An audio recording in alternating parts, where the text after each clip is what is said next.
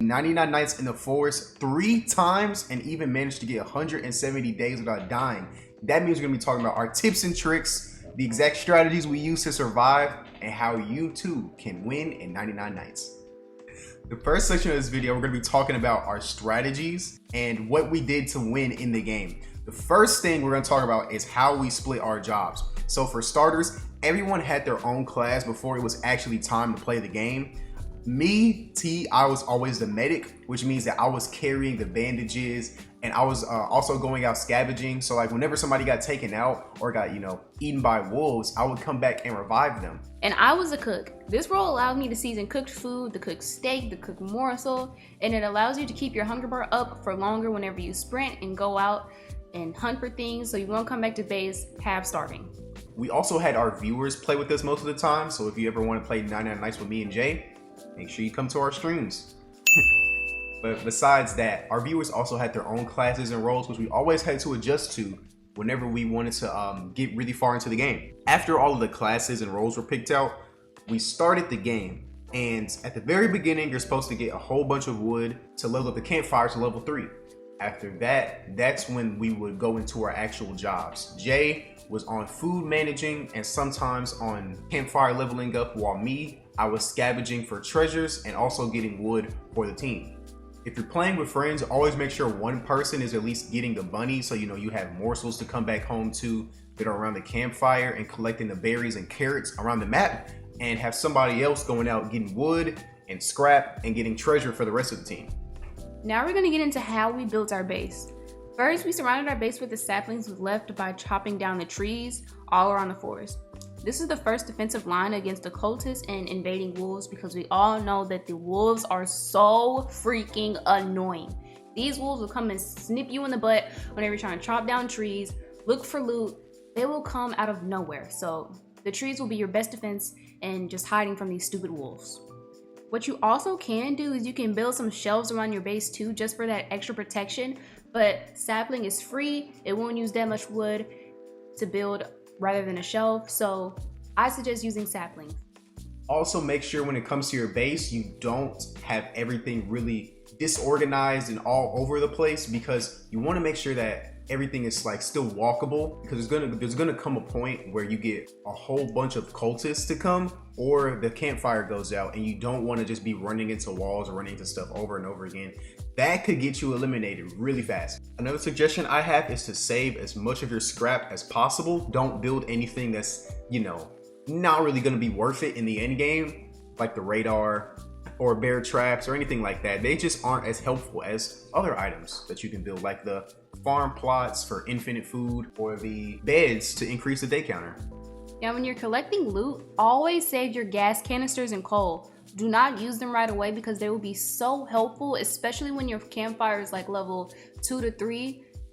You can hurry up and boost your fire level up with these gas canisters and coal. Always save them, because when a blizzard starts or when it starts raining, they will be. Another tip that I do have is very important. Always save your gas canisters and coal.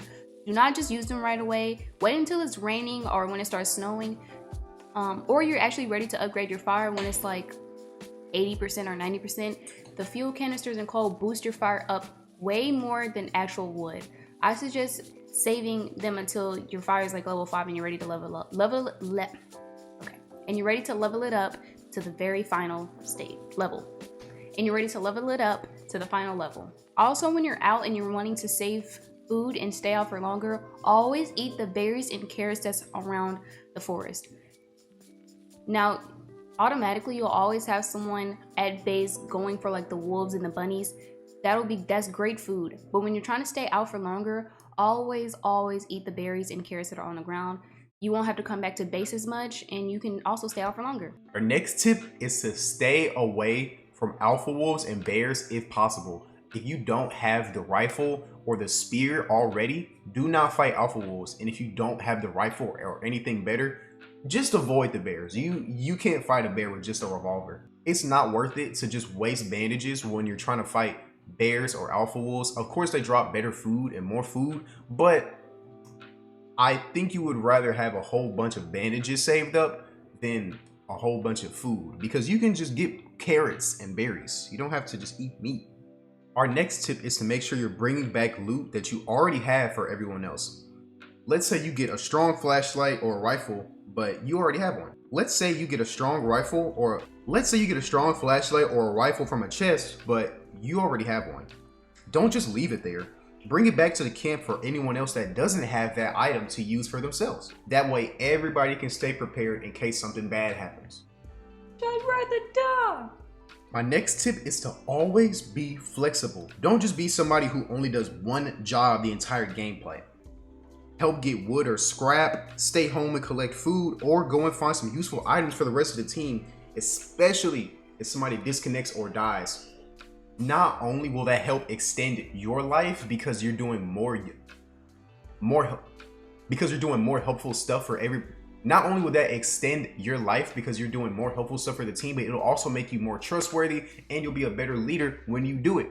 Next, we have save all the kids as early as you can. If you're going for a regular run where you save the children from the deer, try to get them as fast as you can. The first and second kid really shouldn't be that difficult. They're only guarded by regular wolves and alpha wolves respectively. But if you do need to wait a little bit to save number 3 and 4, because those guys are guarded by bears, and we already talked about what happens if you try to fight a bear without a rifle. It's okay to wait a few days, but just try to get them as early as possible. It'll make your run way shorter and you won't have to sit there for 2 hours.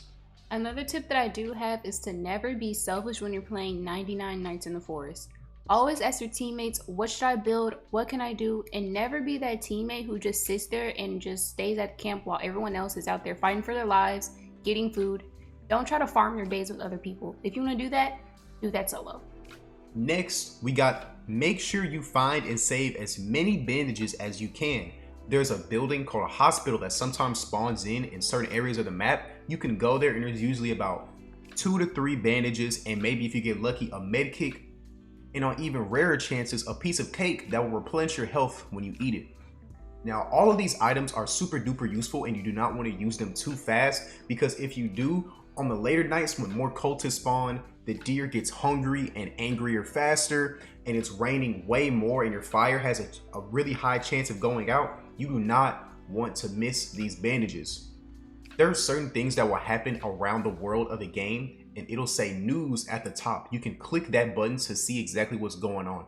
Sometimes it'll say like regular stuff like, oh, the pelt trader spawned in, the furniture trader spawned in, there are more berries around the map, you know, stuff like that. But there are also really important ones, like it's saying exactly when cultists will attack you at night, or the most important one is when the deer is hungry. If the deer is hungry on a certain night, that means he'll move way faster, he hits harder, and he doesn't get stunned as long by flashlights. So that basically means that whenever the deer is hungry, you have to go home before the sun sets. If you don't, there's a good chance the deer will eat you and you will lose your run. And the most important tip we have for you is to play with a full party every time.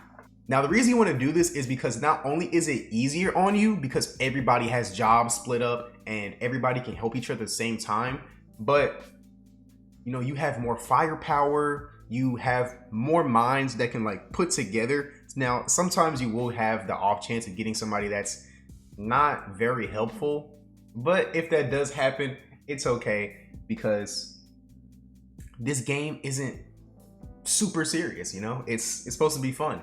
And funny things do happen. We have multiple clips of very hilarious things happening to us, which you can check out on our 3's Magic Gaming Clips account.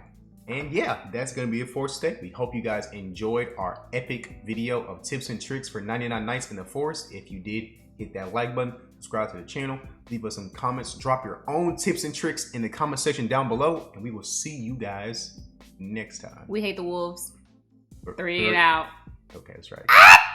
3 and out.